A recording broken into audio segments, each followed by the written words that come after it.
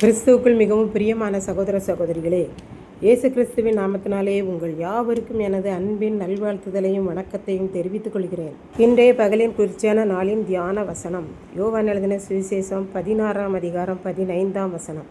பிதாவினுடையவைகள் யாவும் என்னுடையவைகள், அதனாலே அவர் என்னுடையதில் எடுத்து உங்களுக்கு அறிவிப்பார் என்றேன். இயேசு சீசர்களிடம் பேசிக் கொண்டிருக்கிறார். பாவத்தை குறித்தும் நீதியை குறித்தும் நியாய தீர்ப்பை குறித்தும் உணர்த்தி கொண்டிருக்கிறார். நான் உங்களை விட்டு எடுபட்ட பிறகு சத்திய ஆவியாகிய வேறொரு தேற்றரவாளனை பரிசுத்த ஆவியானவர் உங்களோடு இருந்து நான் உங்களுக்கு போதிக்கிறபடியே சகல சத்திய வசனத்தின் வழிகளிலும் உங்களை நடத்துவார் என்று கூறினார். அந்த பரிசுத்த ஆவியானவர் இனி உலகத்தில் நடக்கப் போகிறவைகளை குறித்து உங்களிடம் பேசுவார்.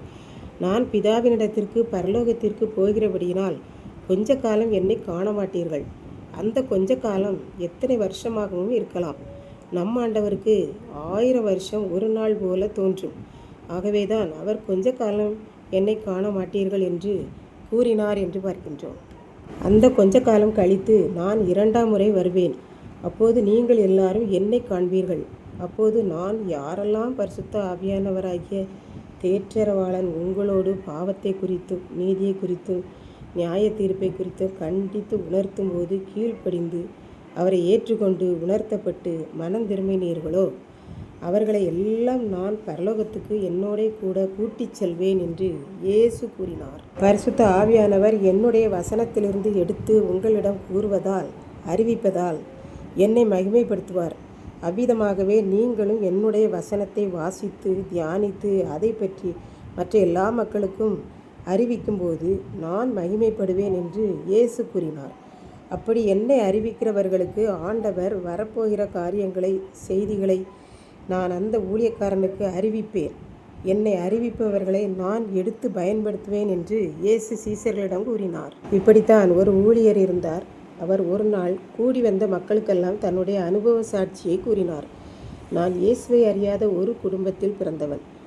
நான் கல்லூரிக்கு போகும் வழியில் ஒரு சுவரில் ஒரு நோட்டீஸை பார்த்தேன். அதில் அனைவரும் வாரீர், பரிசுத்த ஆவியானவரை பெற்றுக்கொள்வீர் என்று எழுதியிருந்தது. அதனால் குறிப்பிட்ட தேதியில் அந்த இடத்திற்கு சென்றேன். ஏராளமான கூட்டம்.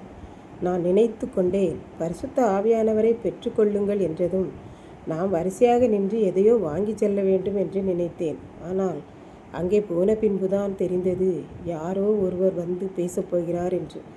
சரி, வந்துவிட்டோம், என்ன நடக்கிறது என்று பார்ப்போம் என்று அந்த கூட்டத்தில் அமர்ந்திருந்தேன். பேசுவதற்காக வந்திருந்தவர் சொன்னார், பரிசுத்த ஆவியானவரை பெற்றுக்கொள்வதற்காக எல்லாரும் வந்திருக்கிறீர்கள். பரிசுத்த ஆவியானவர் உங்களுக்குள் வர வேண்டுமானால் முதலாவது உங்கள் இருதயம், உங்கள் வாழ்க்கை பரிசுத்தமாக இருக்க வேண்டும்.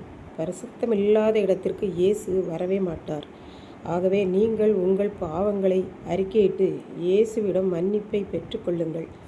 அப்பொழுதுதான் ஆவியானவர் உங்கள் மேல் ஊற்றப்படுவார் என்றார். அவர் சொன்னார், எல்லாரும் ஜெபிக்கிறது போல நானும் அழுது அறிக்கையிட்டு என்னையும் அறியாமல் ஜெபித்தேன். என்ன ஆச்சரியம், எனக்குள் பரிசுத்த ஆவியானவர் ஊற்றப்பட்டதை நான் உணர்ந்து கொண்டேன். பின்பு அந்த கூட்டத்திலே மேடையில் ஏறி நான் சாட்சி சொன்னேன். எனக்கு ஒரு பைபிளும் அந்த ஊழியர் கொடுத்தார்.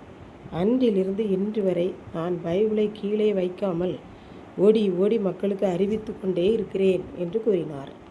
இதை கேட்டுக்கொண்டிருக்கும் எனக்கன்பானவர்களே, இன்றைக்கு நாம் இந்த ஆண்டவரை மற்றவர்களுக்கு அறிவிக்கிறோமா என்பதை சிந்தித்து பார்ப்போம். நாம் அவருடைய வேத வசனங்களை எடுத்து கூறி மக்களுக்கு அறிவிக்கிற போது அவர் இனி வரப்போகிற காரியங்களை எல்லாம் நமக்கு அறிவித்து சேதமடையாமல் நம்மை காத்துக்கொள்வார். கர்த்தர் தாமே இந்த வார்த்தைகளை ஆசீர்வதிப்பாராக. ஆமென். ஜெபம். அன்பின் ஆண்டவரே, இந்த அருமையான நல்ல நாளுக்காக நன்றி செலுத்துகிறேன். இப்பொழுதும் இந்த வார்த்தைகளை கேட்டுக்கொண்டிருக்கிற ஒவ்வொரு பிள்ளைகளும் உம்முடைய வார்த்தைகளை கூறி அறிவித்து அந்த பரலோக வாழ்வை பெற்றுக்கொள்ள உதவி செய்தரலும். இயேசு கிறிஸ்துவின் மூலம் வேண்டிக் கொள்கிறேன் பிதாவே. ஆமென்.